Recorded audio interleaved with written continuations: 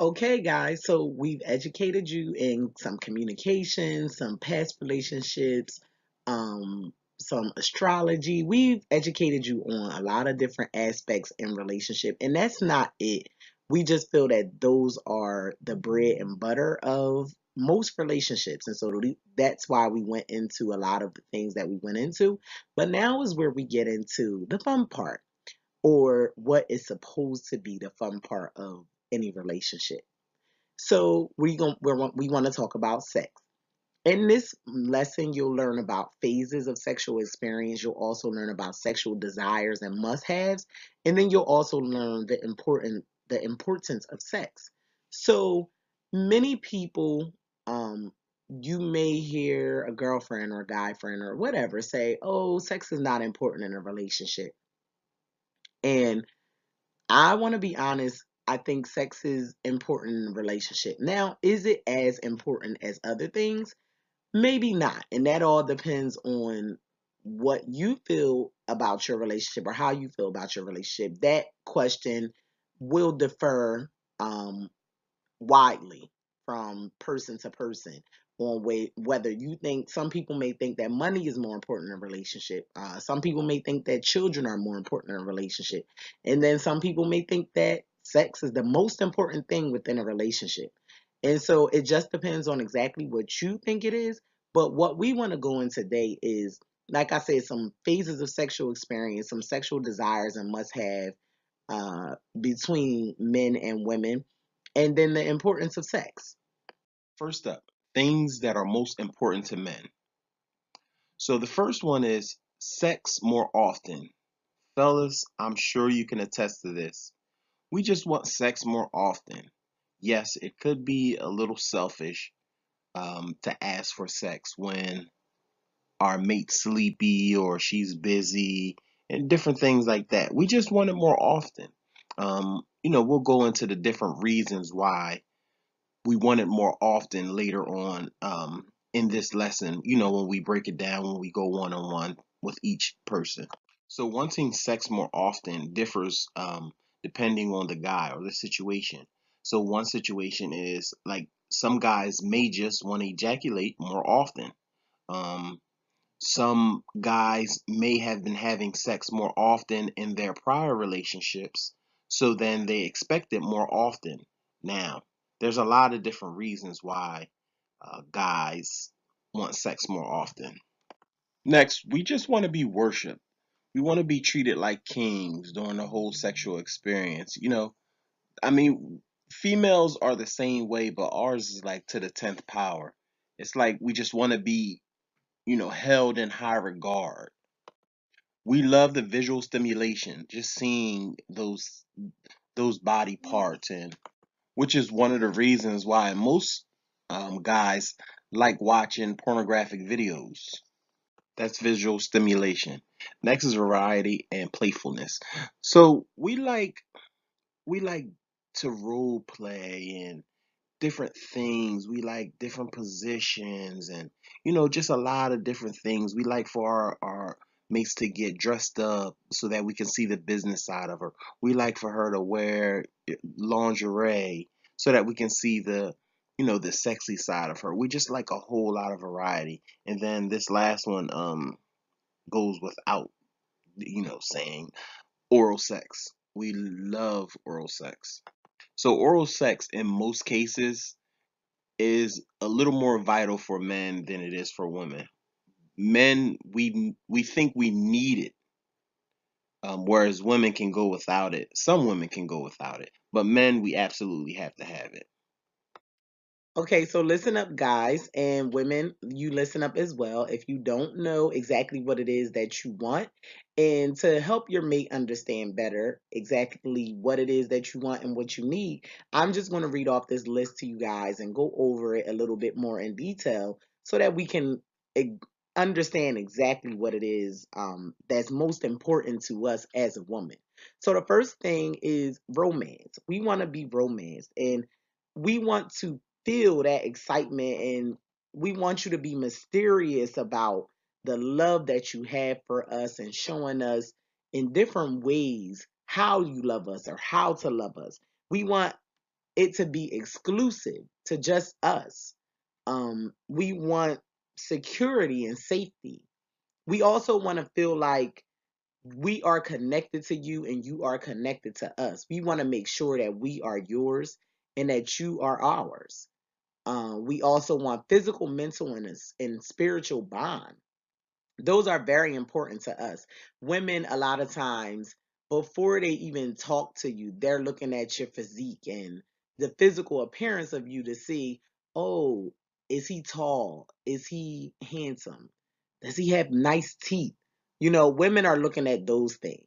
And so then it's also about mental. It's about how how well are you when it comes to communicating mentally? Can you mentally finesse me with your conversation? And then what about your spiritual background? Are you spiritually bounded? Grounded, I'm sorry. Are you spiritually grounded? And then last but not least, foreplay.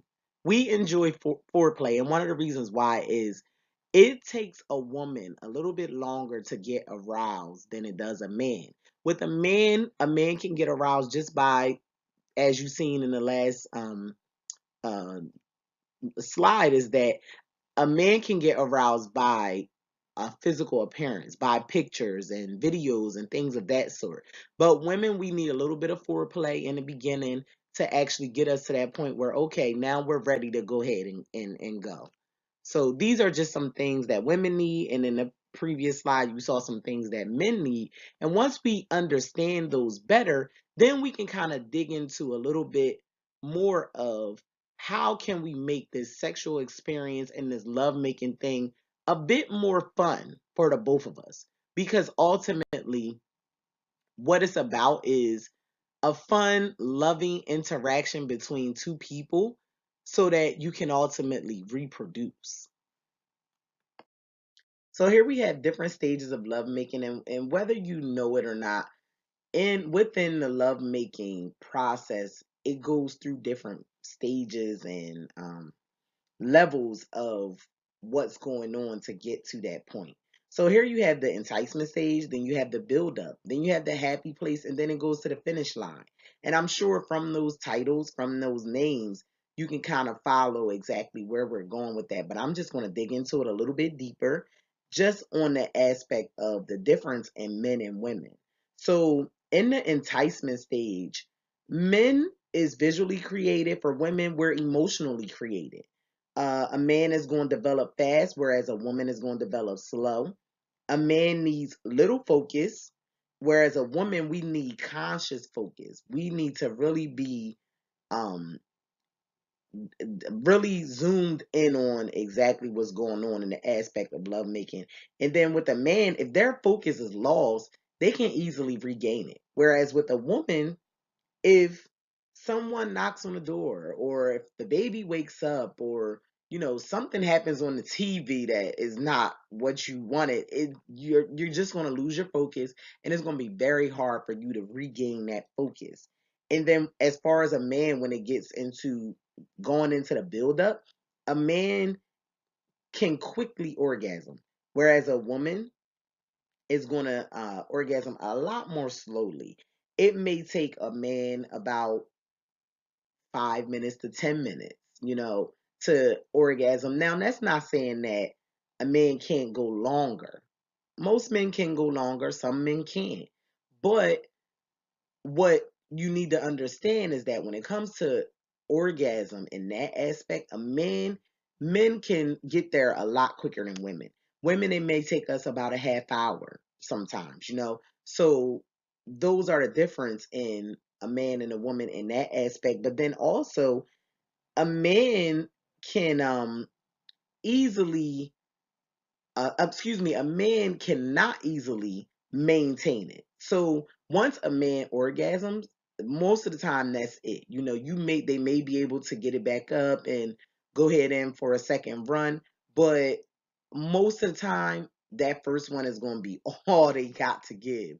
Whereas a woman can continuously orgasm over and over again without, you know, it can pretty much be easily maintained for a woman, whereas a man, on the other hand, it cannot. And then a man is going to, very quickly drive to climax. Whereas a woman is going to take them, like I said, a lot more time to actually get there and drive to that climax. And then once you get to that happy place, for a man, it doesn't last long. It may be anywhere from 10 to 20 seconds, whereas with a female, it's going to be anywhere from a minute to a minute and a half, right? And then so then you get to that finish line, and with that finish line, I'm sure we all know, for a man, they're rolling over 2 minutes, they're knocked out, they're asleep, they're snoring, right? Whereas a woman, we're still wide awake. It's going to take us a moment to actually bring ourselves down and get into that phase where, okay, now I'm ready for bed. And even when you get into that moment of I'm ready for bed, you're still wide awake. You're trying to put yourself to sleep, but it's going to take you a minute to get there. Whereas a man, they didn't already rolled over and went to sleep while you're still thinking about what just happened. So those are the different stages of lovemaking. And again, we'll go into that a lot deeper, because these are going to depend, your relationship in the aspect of sex all depends on how well you're maneuvering between these stages. Here's the think it through section. Here's a few questions we just like you to go over with your mate. Do you make love with your eyes open or closed? Role playing, is that a yes or a no? In sex, are you the giver or are you the receiver? Basically, are you type are you the type to give your person an orgasm or are you just looking to receive one? Do you have a safe word for things that's not allowed in the bedroom? Something like Christmas tree. Do you openly communicate what's acceptable in the bedroom? Are there any issues in your past dealing with sex that you have yet to let your mate know about?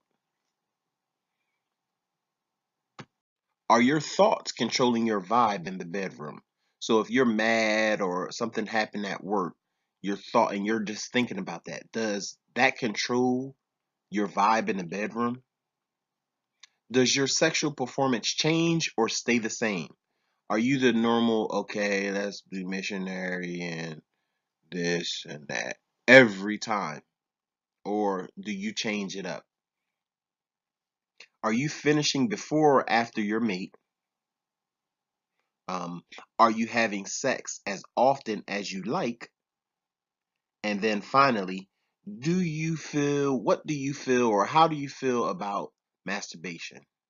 Is that a go or a no go? So just answer these questions. Just, take a little time to answer the questions. Go over them with your mate. Go over them without your mate. Whatever. Just have those answers. And then if you want to discuss it with your mate, discuss it with your mate. We'll definitely go over them. And now for our accountability sheet for this lesson, we want you guys to have a little fun with this one. But for the first one, we want you to think about your earliest sexual experience and what effects it had on you. Did that sexual experience have a negative effect on you, or did it have a positive effect on you? Then we want you to have a little fun and get busy. Make love with your eyes open and the lights on. What that does is help you guys visually bond. So if you look straight into a person's eyes while you're making love, it's going to give you a connection like no other. If you haven't experienced this already, we definitely recommend for you to do this and see how it works for you. We're not saying that you should do it every time. Um, it is recommended to do it every time, but it just gives a certain um feeling when you visually are looking right into the person's eyes and can view everything that's going on. And then we want you to make love more frequent than you've been having it. So now, if you're having sex more than 3 times a week, you're in a safe zone. But if you're not, we want you to try and add in one more day and then try to, up it as you go. Then we want you to talk about what is acceptable in the bedroom and out of the bedroom, i.e., if you don't want your mate watching pornos, then that's something that should be talked about and explained how that makes you feel and why you don't feel that they should do it. Then we want you to come up with a safe word if you don't have one. So if you guys, like my husband said, maybe Christmas tree. I don't recommend Christmas tree being the safe word, but to each his own. If Christmas tree works for you, then let it be Christmas tree. But we just want you to come up with any safe word that just the two of you know, so that when that word is said, you know, okay, this is unacceptable. Don't do that again. How about picking daisies? Picking daisies. Okay, we're not going to allow him to come up with safe words. His safe words are really horrible, but you come up with your own, and we don't have to know what that word is. Just the two of you should know what that word is. So until next time, help us help you take the madness out of matrimony.